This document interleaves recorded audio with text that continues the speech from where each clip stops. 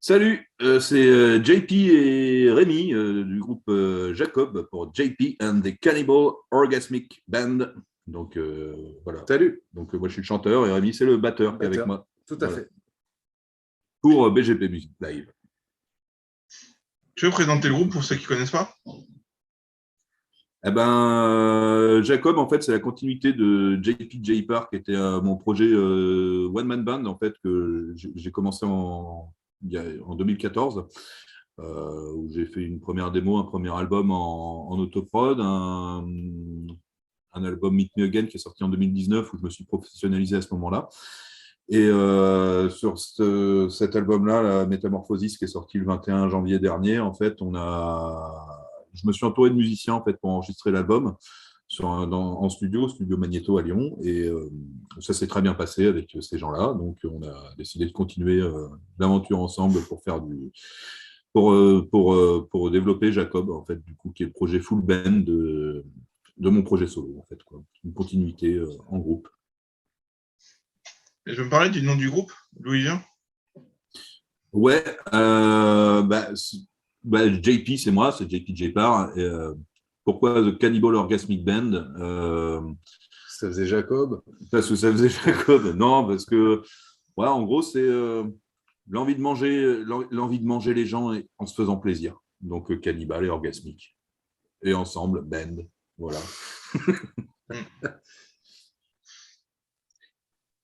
Là, sur cet album, tu t'es entouré de vrais musiciens par rapport à ton album Meet Me Again qui était en instrument virtuel, c'est ça? Ouais, sauf la guitare, la basse, l'harmonica, qui avait un petit peu, que j'avais tout fait moi-même. Il y avait la batterie sur quelques morceaux, en fait, qui n'était pas sur tous les morceaux, qui était effectivement une batterie virtuelle. Bon, ça s'entendait peut-être un petit peu. Et je voulais remédier à ça sur cet album-là. Donc, et puis, je suis pas bassiste, je suis pas batteur, je suis pas harmoniciste. Donc, j'ai fait appel à des vrais musiciens, ouais, qui savent faire ces instruments-là beaucoup mieux que moi. Donc c'était cool, ouais. C'était cool de faire ça. Et puis le violoncelle aussi, auquel je tenais de mettre du violoncelle, notamment sur les morceaux un peu plus folk au départ, en fait, pour donner un peu de profondeur à tout ça. Et c'était cool parce que Marie est une super violoncelliste qui s'adapte bien aussi à cet univers rock avec un violoncelle électrique où elle peut rajouter un peu de disto, un peu de wah-wah de temps en temps, et c'était assez cool, ouais. Ça fait un beau mélange, ouais. Là, ça sonne beaucoup plus authentique que la dernière fois. Ouais, je trouve, ouais, vraiment, ouais. Et puis, autant les dernières fois, c'était fait à la maison, là, on était dans un vrai studio avec du vrai matos de studio, avec avec des vraies tables de mixage, avec des vrais instruments, des vrais micros adaptés pour chaque instrument, etc. Donc, oui, c'est autre chose, ouais, ouais. Là, c'est clair on s'est fait plaisir, ouais. Là, c'était cool. Et justement, au niveau de l'instrument, tu as eu quoi comme matériel? Pour enregistrer les instruments, tu veux dire? Après, ouais. Après, moi, alors, je suis pas du tout ingé son, donc c'est peut-être plus à Rico, Fred Pellerin, qui a fait la direction artistique de l'album. C'est dans son studio Magnéto, là où on a enregistré. Je lui ai fait totalement confiance en fait sur ce qu'il fallait utiliser comme matériel, ce qu'il fallait rajouter comme préampli, comme truc, comme micro pour tel instrument, etc. Donc, je ne voudrais pas dire de bêtises, mais en tout cas, il l'a bien fait, quoi. Ouais, puis c'était un peu. Si je peux, Oui, tu peux. c'était fait un peu à l'ancienne. Justement, la batterie n'était pas bardée de micros. Je crois qu'on enregistrait avec 2-3 micros à chaque fois. On a vraiment pris le temps de régler, vraiment, de trouver la tonalité qui convenait pour chaque caisse claire, pour chaque cymbale. On s'est vraiment fait chier là-dessus. Prendre des plombes avant de faire 2 prises. Mais je trouve que le rendu vaut vraiment le coup. Donc c'est vrai que je trouve que c'est un album moderne, mais avec un record à l'ancienne, en fait. Et quand ça s'est passé au niveau de la composition? Moi, la compo, en fait, c'est moi qui avais composé les morceaux au préalable. En fait, j'avais fait pas mal de démos. En fait, moi, à chaque fois que je fais un nouveau morceau, j'essaie de l'enregistrer à peu près au propre à la maison. Donc j'étais venu avec ce squelette-là, avec les musiciens pour enregistrer, pour répéter. Je leur ai laissé un petit peu carte blanche pour rajouter leurs petites touches personnelles sur tel ou tel passage.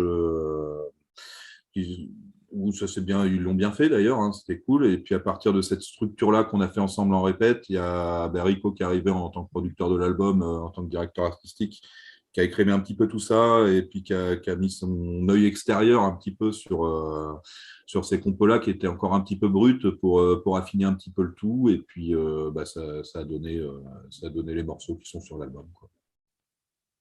D'accord. Et au niveau de la thématique de l'album Metamorphosis? Alors, Métamorphosis, le nom est plutôt simple en fait, hein, parce que c'est la transformation du one man band en groupe en fait, hein, d'où le nom Métamorphosis. Hein, qui sort un petit peu de sa chrysalide pour devenir quelque chose d'un peu plus complet en fait sur l'ensemble du groupe. Après, les thématiques, elles sont assez simples. Hein, c'est du ressenti, du vécu, du quotidien que je peux ressentir tous les jours sur ouais, ça va de moments de convivialité entre amis, de la solitude que j'ai pu ressentir assez facilement pendant le confinement, qui n'était pas quelque chose non plus de négatif, hein, parce que je l'ai plutôt bien vécu, quoi, tout ça, quoi, même si c'est un peu lourd sur la fin, ça a été, quoi.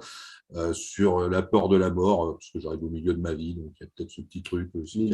Midlife, le côté midlife. Ouais. Donc voilà, bon, c'est un petit peu tout ça, quoi, sur le ressenti d'un homme de 40 ans qui fait de la musique, quoi. Voilà, c'est à peu près ça. Là, vous faites un peu un bluegrass, blues traditionnel américain. Il y a certaines musiques qui m'ont fait penser à du Son of Anarchy. Et par exemple, vous avez repris John the Revelator aussi. Ouais. Bah, alors après, y a vraiment beaucoup d'influences en fait, hein, dont je me suis servi. Il y a du blues, il y a du rock, il y a de la folk. Ouais, tu parles de Sons of Anarchy, ouais, sur la BO, effectivement. Moi, je dirais plus un côté un peu dark country, du blues saraceno, des choses comme ça, ouais, qu'on peut retrouver dans ce genre de BO de séries de bikers ou de cow-boys modernes, en fait, un petit peu, quoi. John the Revelator, ouais, là, c'est vraiment un vieux gospel, du coup. Hein. C'est vraiment un très vieux morceau qu'on a voulu retravailler parce qu'il collait bien avec l'ambiance de l'album. Et il y a un côté très mystique, en fait, dans la manière dont on l'a arrangé, en tout cas. Où il y a Rico, notamment, qui est en guest dessus aussi. Et ouais, c'est un côté western moderne un petit peu, quoi. Hein, on pourrait dire ça, quoi. Mais c'est vrai et puis il y a effectivement, pas se cacher, l'ombre du métal qui flotte un petit peu au-dessus de tout ça sans que ce soit un album de métal du tout. Mais ça fait vraiment partie de mes influences et de comment je me suis construit en tant que musicien aussi pendant des années et des années. Donc, il y a cette ombre-là un petit peu qui plane au-dessus sans prendre le dessus du tout, jamais à n'importe quel moment, quoi. Mais voilà, ça fait un mélange de toutes ces influences-là, en fait. Ouais. Chacun peut y trouver un peu ce qu'il aime. Moi, je l'ai fait écouter à des gens plus âgés que nous, donc, mon père. Et ça lui a rappelé plein de vieux trucs des années 60 ou 50 qu'il écoutait à l'époque et tout. Et là, comme tu dis, il y a une touche métal qui va ressortir et ils vont entendre que ça. Enfin, je pense que chacun peut venir y chercher un peu ce qu'il a envie et ce qu'il aime dans toute cette musique un peu traditionnelle qui balaye finalement un spectre de temps assez large, en fait, des années 30 jusqu'aux années 2000, en fait, hein, finalement. Ouais, c'est ça, ouais. Un côté désertique. Ouais. C'est ça. Un côté canyon, quoi. Ouais. Non, mais ouais, c'est un peu dans la continuité de ce que j'avais commencé à faire avec Meet Me Again, hein, d'ailleurs, hein, vraiment ce côté western moderne, un petit peu, quoi. Enfin, western urbain, même presque, ou qui invite au voyage, au road trip, et puis une forme de méditation, peut-être aussi un petit peu musicale et mystique, quoi. On va être sur les apps de yoga. Tu sais. Il y a l'album qui sent bien le whisky et la poudre. Ah, bah, Bon, la poudre, on est. Ouais, en tout cas, il sent l'alcool, ouais. Mais pas violent, mais oui, c'est l'alcool. Ouais, non, ouais, mais ce côté, ouais, moi, je revendique vraiment ce côté convivialité, en le francisant un petit peu, hein. Il y a Another Summer Day in France où j'arrive à placer quand même apéro, gnôla pépé et barbecue, je crois, dans ce morceau. Non, il n'y a pas barbecue, mais il y a apéro, gnôla pépé et pastis. Donc c'est pas mal quand même. Voilà. Donc, c'est une forme de ruralité musicale qu'on pourrait comparer à du western américain, mais Chez nous, à quoi. la sauce française, quoi. Enfin, voilà. Il y a l'enregistrement de mix qui était fait en France. Et qu'est-ce qui vous a fait mettre le master aux États-Unis, Texas? En fait, c'est Jorg, qui est pas américain d'ailleurs, qui est allemand, hein, mais qui habite au Texas, qui avait déjà fait le mastering de Meet Me Again. J'avais bien aimé son travail sur ce que j'avais fait moi en home studio. C'était vraiment cool, il avait vraiment bien bossé. Et c'était assez naturel de lui redemander en fait de travailler là-dessus. Et avec ce qui avait été mixé en studio, du coup, il a pu vraiment s'éclater. Il était super content en fait. Et je préférais travailler avec ce mec-là qui bosse dans un studio qui s'appelle Vector Machine Studio, qui est vraiment pas connu, hein.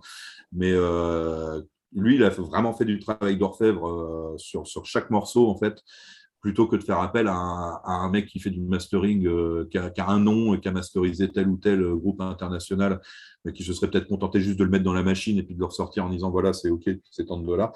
Là, Jorg, il a vraiment travaillé, il a vraiment peaufiné le truc vraiment aux petits oignons et il l'a fait avec plaisir. Et d'ailleurs, Rico a vraiment apprécié son travail aussi. Il ne le connaissait pas et il a vraiment apprécié vraiment son boulot. Donc, on a tous été bluffés par son taf et on est content du résultat, quoi. Ouais, l'impact du son est vraiment très bon et aussi l'authenticité, quoi. Ouais, carrément. Ben, en fait, je pense, j'espère que c'est ça que peuvent ressentir les gens qui écoutent et qui aiment bien, même si ça ne peut pas plaire à tout le monde, bien sûr, mais en tout cas, ceux qui ont compris ce qu'on voulait faire, c'est que les compos, on les a fait avec le cœur. L'enregistrement, on y a mis toute notre énergie dedans. Rico, il a passé un temps fou à faire le mastering, à faire le mixage. Et York, derrière, a peaufiné tout ça aux petits oignons au niveau du mastering. Donc, c'est vraiment un album qui a été fait avec les tripes, avec le cœur et avec toute l'énergie qu'on avait.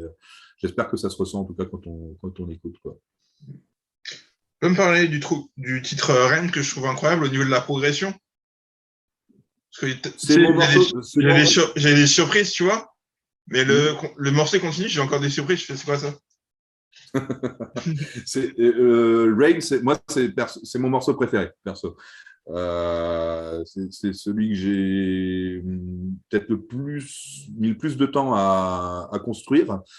Et je ne sais pas comment c'est venu, ça, mais j'aime bien quand il y a des progressions comme ça, ouais, qui commencent tout doucement et qui finissent avec beaucoup d'énergie. Et je trouve que ce morceau-là, ouais, j'ai vraiment mis mes tripes aussi, quoi. C'est raccord, ça part d'une espèce de karma où on n'est ni tout blanc ni tout noir. Et puis, bah ouais, il faut se regarder dans le miroir des fois, puis se dire que bah, quand on a fait de la merde, on a fait de la merde. Et puis qu'on a tous un ange d'un côté, un démon de l'autre, en fait, et puis qui sont toujours en opposition. Et puis que bah, nous, on est au milieu, et puis on est ce qu'on est, on est ni blanc ni noir, quoi. Ça parle un petit peu de ça et du fait d'assumer qui on est en fait avec notre côté clair et notre côté obscur. Ce morceau parle un petit peu de ça, d'où cette espèce de progression qui fait qu'on a beau essayer de se laver de ses péchés, de toute façon, on va recommencer à en faire parce qu'on n'est pas des dieux et on fera toujours des conneries et puis heureusement en fait, quoi. Voilà, ça parle un petit peu de ça, ce morceau. Et c'est la progression de quelqu'un qui essaye de devenir parfait, qui n'y arrivera jamais en fait, quoi. Voilà, c'est un petit peu ça. D'accord. Est-ce qu'il y a un clip de prévu? Ouais, sur Rennes d'ailleurs, qui va être, on va le tourner si tout va bien. S'il n'y a personne qui a le Covid entre-temps, et puis s'il n'y a pas ci, s'il n'y a pas ça, parce que ça, on ne sait jamais, hein, c'est un peu le problème, c'est pour ça qu'on a pris du retard pour le faire, ce clip d'ailleurs. À la fin du mois, normalement, là. On le tourne à la fin du mois, donc il devrait sortir courant mars, normalement, je pense, quelque chose comme ça.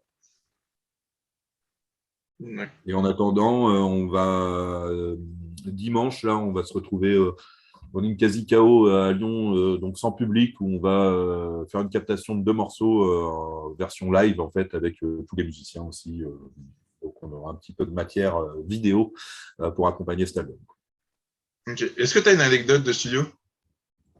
Une anecdote de studio. Oui, on a une. Ouais, mais j'en ai une. On commençait à faire des prises et tout, puis on pédalait un peu dans la smoule. Parce on était, voilà, on n'arrivait pas à jouer au clic, ça flottait, ça sautait pas naturel et tout. Et Rico, il dit, bon, allez, on coupe le clic, vous vous lâchez et c'est parti, quoi. Donc, il lance l'enregistrement. Moi, un peu en confiance, j'ai dit, bah, allez, c'est bon, il n'y a plus de clic, on y va. Je pense à placer un petit peu un break, 2 breaks. Tout s'arrête. Et il y a Rico qui, dans le casque, il dit, bon, les gars, c'est super, hein, vous vous lâchez, hein, mais pas Rémi. Pas toi. Non, parce que et on a repris. ça a toujours été, c'était un peu la blague de l'enregistrement, parce qu'en fait, Rémi est un batteur qui naturellement est très expressif dans son jeu. Et Rico, qui a eu raison, en fait, au final, je pense, est un producteur, en fait, qui cherche vraiment une batterie qui soit ultra carrée, comme une autoroute, quoi, sans beaucoup de fantaisie, quoi. Organique, mais sans fantaisie, quoi. Et du coup, il a vachement bridé Rémi, qui voulait faire il faisait des air breaks, Rémi, des fois. À la fin, ouais. Il n'avait pas le droit de faire des breaks. Donc, c'était assez marrant. Mais au final, ouais, il a eu raison de faire ça, parce que autant sur du live, c'est cool quand il y a une batterie qui explose tout.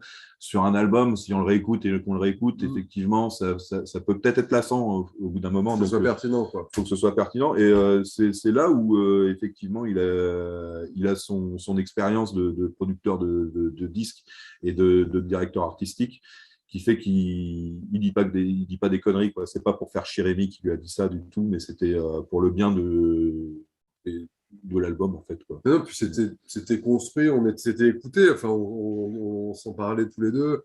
Tiens, là, essaye comme si, bah, tiens, si tu fais rien, bah, finalement, ça marche mieux, ok. Attends, mais là, moi, j'ai une idée, si j'essaye ça, bah, tiens, finalement, ça marche mieux. C'était vraiment, enfin, voilà, j'en ai un bon souvenir où il n'y avait pas eu de bataille d'ego, il n'y a pas eu de bataille C'était vraiment dans le respect de l'autre, bah, tiens, fais un truc plus simple, c'est cool et ça marche. Et si ça marche, ça marche. Il ne faut pas non plus des fois chercher midi à 14h. Donc, voilà, cool. Ouais. Après, on a tous une approche différente du studio. Je sais que moi, pour les voix, des fois, il m'épuisait exprès, en fait, à me faire refaire sur le morceau Lonesome Bastard. Je ne sais pas combien de fois je l'ai rechanté, mais il cherchait un petit peu ce côté un peu fatigué, en fait. Donc, il me faisait refaire jusqu'à ce que j'ai la voix qui se casse un petit peu, et il me disait, là, ouais, voilà, là, c'est cool. Il y a Fred à l'harmonica, qui est un orfèvre de l'harmonica, qui n'a jamais fait 2 fois la même chose, mais qui le faisait tellement bien qu'on a eu du mal à choisir les prises. Et Marie, hyper carré, qui est arrivée avec ses partoches et qui a fait les trucs en 1 journée et demie, je crois, mais c'était. Voilà, on est tous arrivés avec nos méthodes de travail qui sont plus ou moins différentes, et c'était chouette. Ouais. Est-ce qu'il avait peut-être voulu faire un peu ton intonation un peu nostalgique du style, un peu la voix fatiguée, quoi. Bah, ouais, ça dépendait des morceaux. Après, sur Lonesome Bastard, effectivement, ouais, ça se justifiait, effectivement, ce côté-là. Sur I'm Coming For You, là, on était vraiment plus dans de l'énergie pure, quoi, enfin, vraiment rock. Il y a.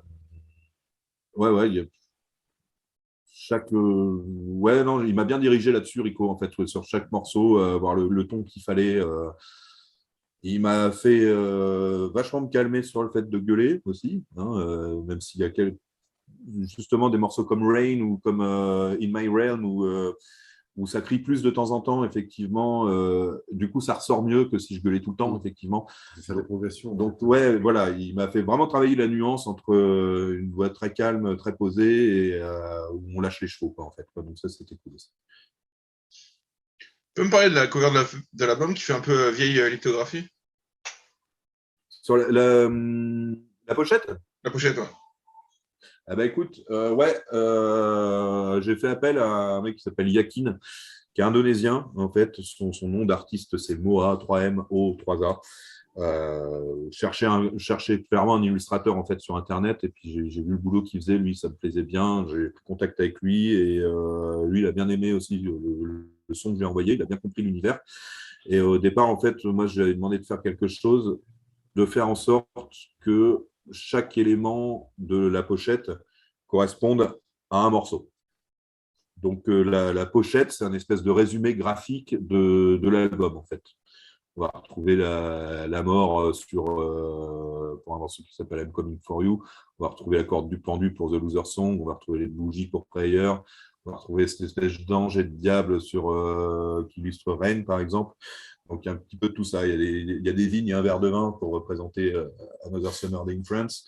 Donc, voilà, il y a un petit peu tout ça. Et puis, je voulais une espèce effectivement, un petit clin d'œil aux influences métal que j'ai pu avoir et qui m'ont construite aussi sur cette pochette-là, qui est clairement identifiée là-dessus, quoi, mais c'était vraiment un choix artistique complètement volontaire, quoi, en fait. Hein, donc, et c'est Johan qui a fait le montage de la pochette après, qui bosse aussi chez Osmos Productions notamment, donc qui a l'habitude de monter des pochettes un peu métal, et qui a super bien sublimé tout ça, en fait.